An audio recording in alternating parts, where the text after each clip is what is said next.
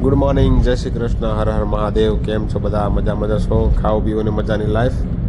આજનો બ્લોગ આપણે સીધો ડાયરેક્ટ ક્યાંથી ચાલુ કર્યો છે તમને ખબર જ છે. કોણ કોણ આ એક્સપ્રેસ હાઈવે ઉપર નીકળી ગયેલું છે કમેન્ટ જરૂરથી કરજો મિત્રો. આપણે જઈ રહ્યા છીએ આજે નાથદ્વારા રાજસ્થાન, અને નાથદ્વારા જતાં પહેલાં રસ્તામાં આવે છે શું કહેવાય પેલું વિષ્ણુ ભગવાનનું મકાન, શામળાજીના મંદિરે આપણે જઈ રહ્યા છીએ. રસ્તામાં જ આવે છે, હાઈવે ઉપર જ છે. તો આપણે પેલા શામળાજીનું મંદિરના દર્શન કરતા જશી. આપણો નાસ્તો આવી ગયો ભાઈ. ચા એક નંબર છે ભાઈ. ધનલક્ષ્મી હોટલની ચા એટલે ચા ગાંઠિયા ઠરેલા છે, પણ ચા મસ્ત છે. ચાલો ગાંઠિયા ખાઈ લઈએ. તો મિત્રો આપણે પહોંચી ગયા છીએ ગુજરાતમાં આવેલા અરવલ્લી જિલ્લાની અંદર, જ્યાં શામળાજીનું મંદિર આવેલું છે. આ મંદિરમાં આવવાના 4 ગેટ આવેલા છે. આપણે ચોથા નંબરના ગેટમાંથી એન્ટ્રી કરી રહ્યા છીએ મિત્રો. અને આ બહુ એટલે બહુ ઘણા વર્ષો જૂનું મંદિર છે. 2000 વર્ષ લગભગ કહેવામાં આવે છે કે આ 2000 વર્ષ જૂનું મંદિર છે. તો જોડાઈ રહેજો તમે અમારી સાથે વિડીયોમાં. હું તમને શામળાજીના દર્શન કરાવીશ, અને તમને બીજા નાના મોટા મંદિર છે એના પણ દર્શન કરાવીશ. જોડાઈ રહેજો બ્લોગમાં છેલ્લે સુધી, અને લાઇક, શેર અને સબસ્ક્રાઈબ કરવાનું ભૂલતા નહીં. તો ચાલો આપણે મંદિરમાં દર્શન કરવા માટે જઈએ. તો જોઈ શકો છો મિત્રો તમે કેટલો જૂનવાણી ગેટ છે, ને વિષ્ણુ ભગવાનની પ્રતિમા ગેટની ઉપર બનાવેલી છે. લાકડાના જૂના દરવાજા હોય ને એવા દરવાજા છે.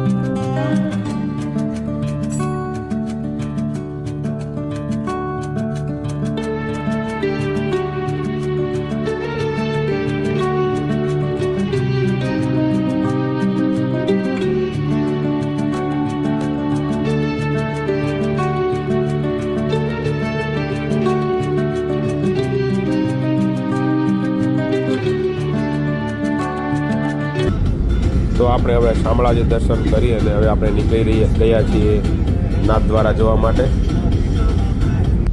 ભાઈ અહીંયાના રોડ રસ્તા બધાય જોરદાર, એટલે એક નંબર રસ્તા બનાવેલા છે. અને આપણે અત્યારે પહોંચી ગયા છીએ ભાઈ ટનલમાં. અહીંયા નાની એવી ટનલ પણ બનાવેલી છે. ચાલો હવે મળીશું આપણે નાથદ્વારા પહોંચીને. મિત્રો આપણે નાથદ્વારા પહોંચી ગયા છીએ, અને આપણે પટેલ સમાજમાં રોકાણા છીએ.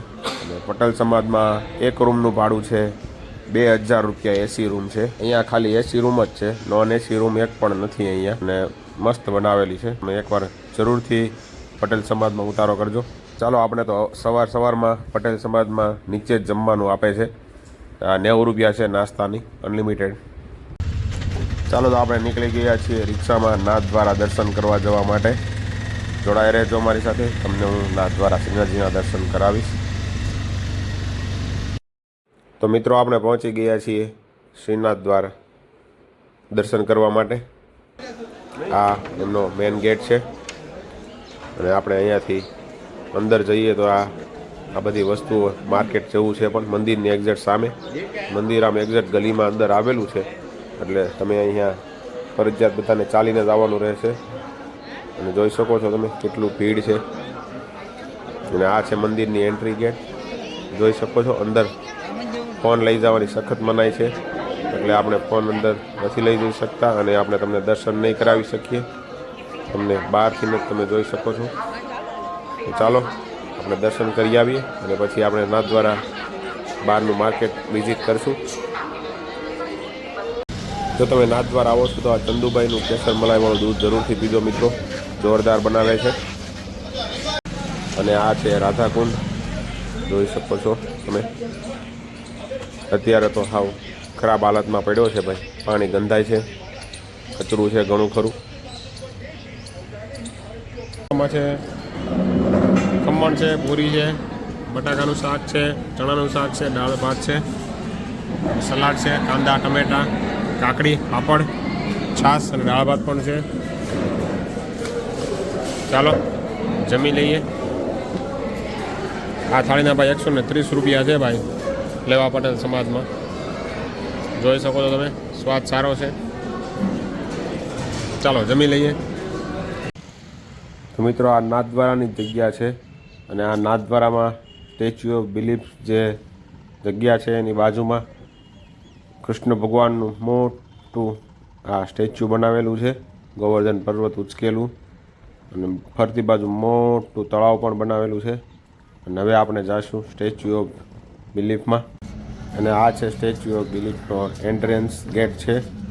અને અહીંયાની પર પર્સન ટિકિટ તમે જુઓ ને તો મ્યુઝિયમ જોવાની છે, જે શંકર દાદાના કાન કુંડળ સુધી જવાનો ચાર્જ છે 450 રૂપિયા. અને સાથે બીજી અંદર એક્ટિવિટી પણ બીજી એડ થઈ જાય છે, જેમ કે અંદર મ્યુઝિયમ આવે છે, વેક્સ મ્યુઝિયમ આવે છે અને લાઇટિંગ શો આવે છે. તો આ છે શંકર દાદાની મૂર્તિ.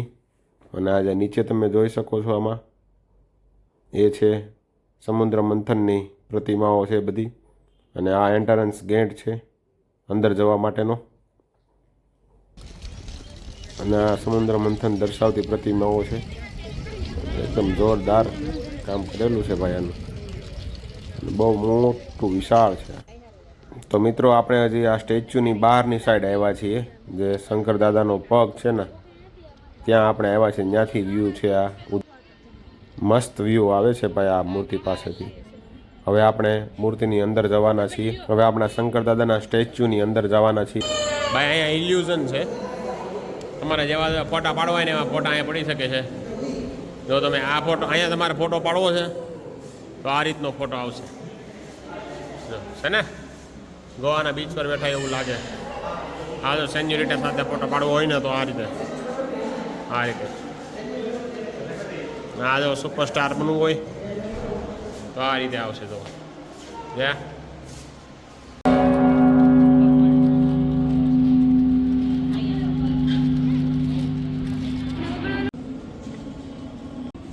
ભાઈ આપણે અત્યારે છીએ શંકર દાદાની મૂર્તિની અંદર.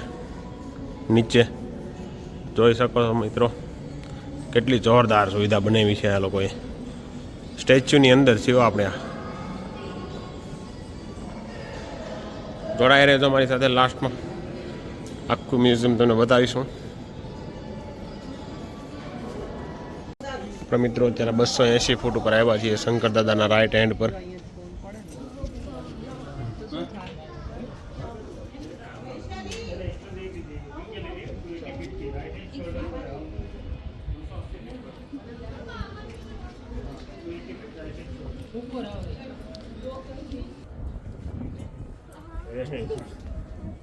શંકર દાદાના કાન પાસે આવી ગયા છીએ આપણે.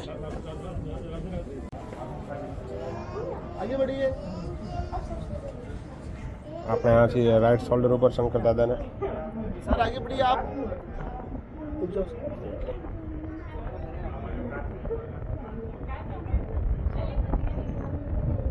સત્તાવીસ 28માં માળે હોય એવું લાગે છે. નીચે રહી શકો તમે. હાય બીક જબરી લાગે હો ભાઈ.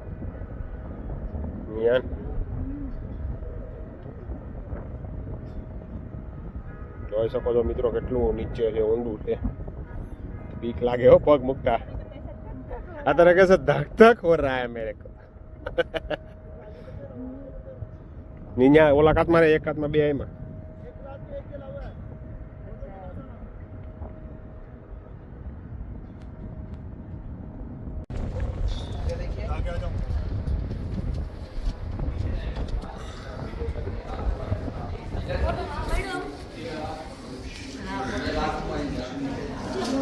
कैसा लगा तेरे को भाई?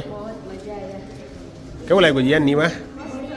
પૈસા વસૂલ છે કા આટલા માળે? હા યસ, દુબઈ જેવી ફિલિંગ આવી ગઈ છે. ખતમ, ફિનિશ, ટાટા, બાય બાય.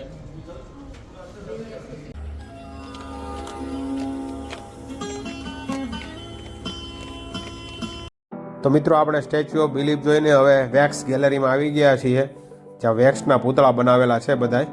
તમે જોડાઈ રહેજો મારી સાથે, હું તમને વેક્સના પૂતળા પણ બતાવીશ અને રાતનો નાઇટ શો છે એ પણ બતાવીશ. તો વિડીયો પૂરેપૂરો જોજો અને તમારા મિત્ર મંડળ સાથે જરૂરથી શેર કરજો. તો ચાલો આપણે જોઈએ વેક્સ ગેલેરી. વેક્સ ગેલેરીમાં કયા કયા માણસો છે, કયા કયા મહાપુરુષો છે એની કમેન્ટ જરૂરથી કરજો જો તમે ઓળખતા હોય તો. ચાલો મિત્રો, કમેન્ટ જરૂરથી કરજો.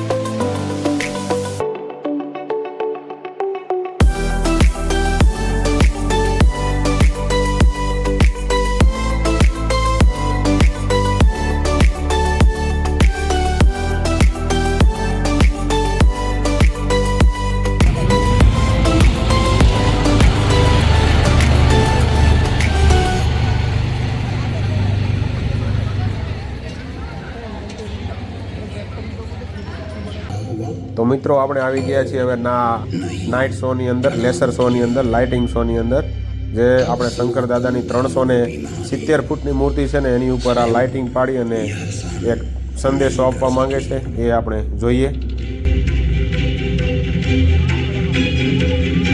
और नीलकंठ के कंठ में से हलाहल जहर उगलती हुई शापित वाणी की गर्जना हुई. જો આ લાઇટ શોનો વિડીયો તમે પૂરેપૂરો જોવા માંગતા હોય તો અમારી ચેનલની અંદર આપણે આખો વિડીયો મૂકેલો છે, તો તમે જઈને જોઈ શકો છો. જો તમને અમારો બ્લોગ સારો લાગ્યો હોય તો લાઈક કરો, શેર કરો અને સબસ્ક્રાઈબ કરો. ફરી મળીશું આવતીકાલે નવા બ્લોગ સાથે. કેટલો ચાર્જ ક્યાં લાગે છે એ વિડીયોમાં આગળ તમને બતાવીશ.